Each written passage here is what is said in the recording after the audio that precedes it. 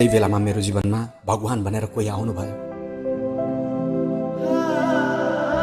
र मलाई खानेकुरा दिनुभयो।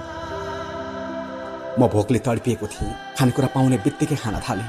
उहाँहरूले मसँग मेरो कथा सोध्नुभयो। बाबु, के नाम हो तिम्रो? बसन्त। मेरो नाम शिशिर। अनि किन यहाँ आएर बसेको तिमी? मेरो आमा बित्नुभयो। त्यसपछि मेरो बाबाले अर्कै आमा ल्याउनु भयो। त्यो आमाले मलाई माया गर्नु भएन। त्यही भएर म घर छोडेर यहाँ आएको।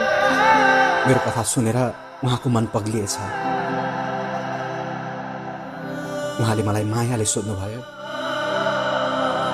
हामीसँग जाउँ हेर। मेरो एउटा छोरा थियो, आजबाट दुईटा भयो। शिशिर र बसन्त।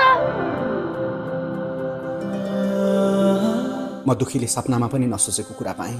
आमा पाएँ अनि दाई पनि पाएँ। म उहाँहरूसँगै खुसी हुँदै उहाँहरूको घर गएँ।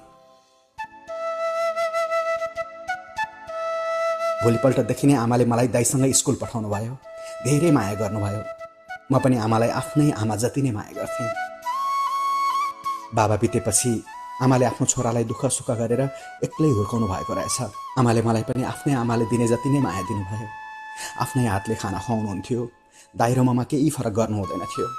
म सडकमा दिनरात बिताउने अभागीले आफ्नो स्वर्ग जस्तै घर पाएँ। म धेरै खुसी थिएँ। आमाले हामीलाई हुर्काउनको लागि इट्टा भट्टामा ज्याला मजदुरी गर्नुहुँदो रहेछ। सधैँ खोकिरहनुहुन्थ्यो। तर हाम्रो खुसीको लागि धेरै मेहनत गर्नुहुन्थ्यो। भट्टामा काम गरेको पैसाले दाइलाई र मलाई नयाँ लुगा किनेर ल्याइदिनुहुन्थ्यो। हामी नयाँ लुगा पाएर आमाको काखमा रमाउँदै खेल्थ्यौँ। हामीले गाउँलेलाई बोलायौँ र आमालाई हस्पिटल लग्यौँ। हस्पिटलमा डाक्टरले आमाको जाँच गरिसकेपछि भन्नुभयो, आत्तिनुपर्ने खालको केही पनि छैन। दबाईको कारणले हो। मैले यहाँनिर 4-5 वटा दबाईहरू लेखिदिएको छु। यसलाई चाहिँ हजुरले टाइममा लिनु होला। बिस्तारै सबै ठिक हुन्छ। आमालाई त्यस्तो केही भएको छैन भनेपछि हामी खुसी भयौँ। हस्, नमस्ते। नमस्ते।